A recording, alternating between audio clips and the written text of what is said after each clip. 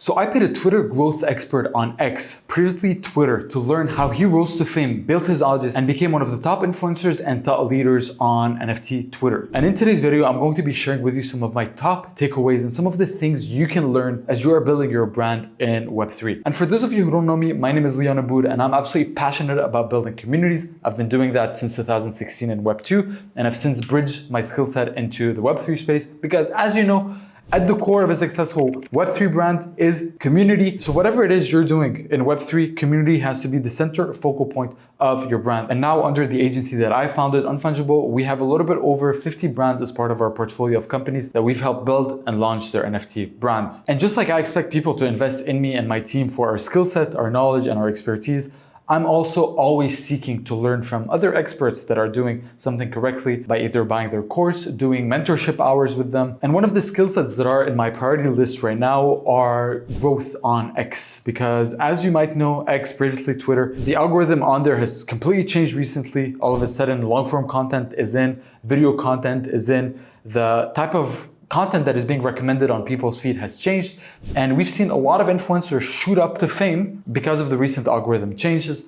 One of these people that has been doing an absolutely killer job, incredible job, has been Zaimiri. He started, according to him, paying very close attention to his content game in March, only in March, a couple months ago, and has since shot up to fame and is now sitting at number 4 on NFT Inspect as the top influencer. And for you to rise to fame like that doesn't happen by luck. There's a series of good decisions and proper strategy that has gone behind that. And that is exactly what I tried to get out of Zaimiri. So we sat down, I was sitting here with my CEO, myself, and Zaimiri, and we went through a couple questions. And there are 5 main key takeaways that I'm going to be sharing with you that I took out from this conversation that, again, I think you can learn from. So make sure you take some notes because these could potentially help you on your rise to fame on Twitter or X, whatever you want to call it. So the first thing I realized, and this is mainly an observation, not necessarily something that Zaimiri said, is that the top Twitter influencers always track their content. So whether that's Zaimiri or whether that is my CEO, Crypto Kermit, also a rising figure in the NFT space,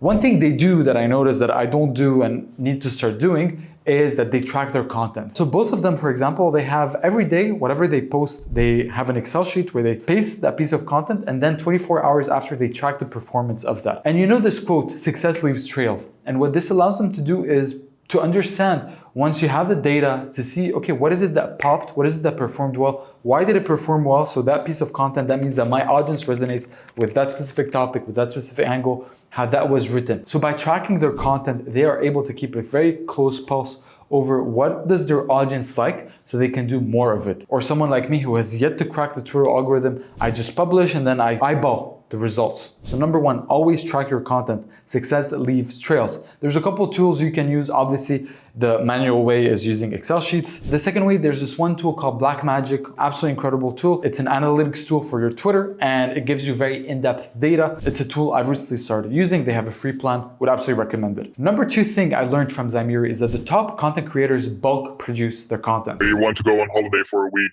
and you want to schedule some content a week ahead and don't create in your holiday or whatever. So it's really about, scheduling the content and trying to create in bulk. Why is that and why does that work? When producing content, you need to be in a certain flow state. You need to be in a certain mental mode where you are producing content. And part of the content framework that someone like Zaimiri uses, for example, is that he sits down, opens that Excel sheet that he has, looks at what performs, look at some of the latest tweets that he's done, looks at what is happening on the market right now, what is something hot that people are talking about.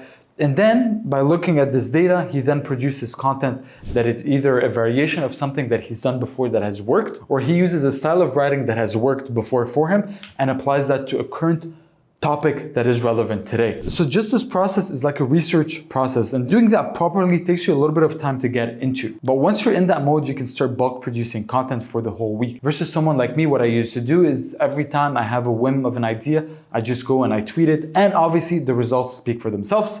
My growth has been less consistent than that of someone like Zaimiri. So the way Zaimiri does it is he takes 2 hours on a Sunday, sits down and bulk produces his content, helps him get into that creative flow and schedule his whole content for the entire week. So number 2, the best content creators bulk produce their content. And obviously a big thing that I need to mention is AI is a tool that they all use, and prompting the AI in a certain way to help brainstorm content ideas and different ways of doing that it all becomes more efficient when you do that in one sitting. Number 3 thing I learned from Zaimiri is that 80% of his content that popped, his viral content, was content that was time sensitive. And this is something Twitter, we all know that Twitter rewards time sensitive content. If there's something happening in the world or in your industry and you're the first to talk about it, you're gonna have an unfair advantage compared to all the content creators that are gonna come after you and talk about that certain subject. So for him, it was 80% of his growth came from time sensitive content versus 20% came from original content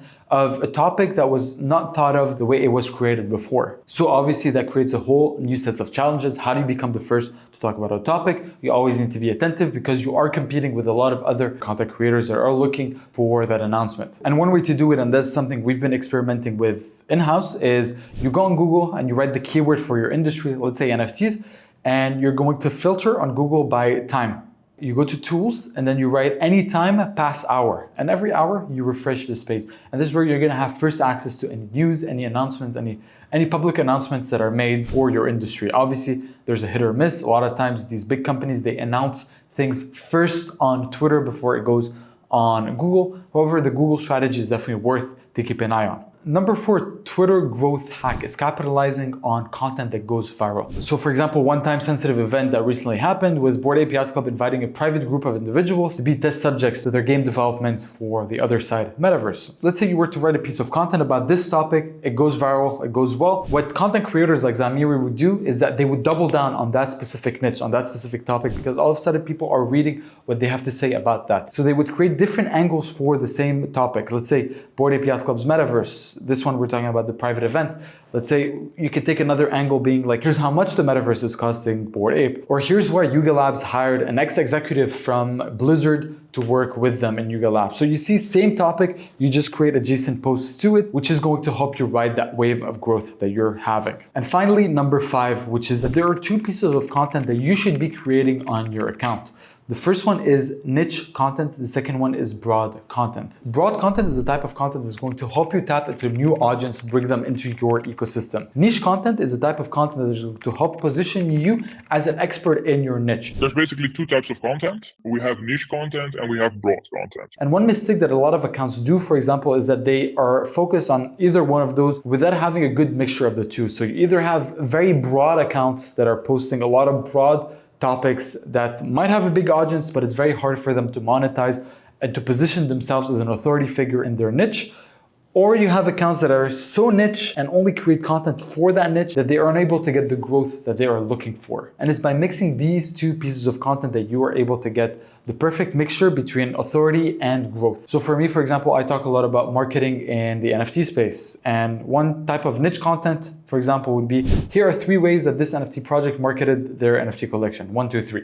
This is very niche content. A broader type of content for me, for example, is here's how NFT technology is going to revolutionize entire industries. So you don't need to be into NFT marketing for you to want to understand how NFTs are going to revolutionize industries. So in summary, the 5 things. Number 1, always track your content. Number 2, always bulk produce content. Number 3, 80% of your growth is going to come from time-sensitive content. Number 4, when something goes viral, double down on it.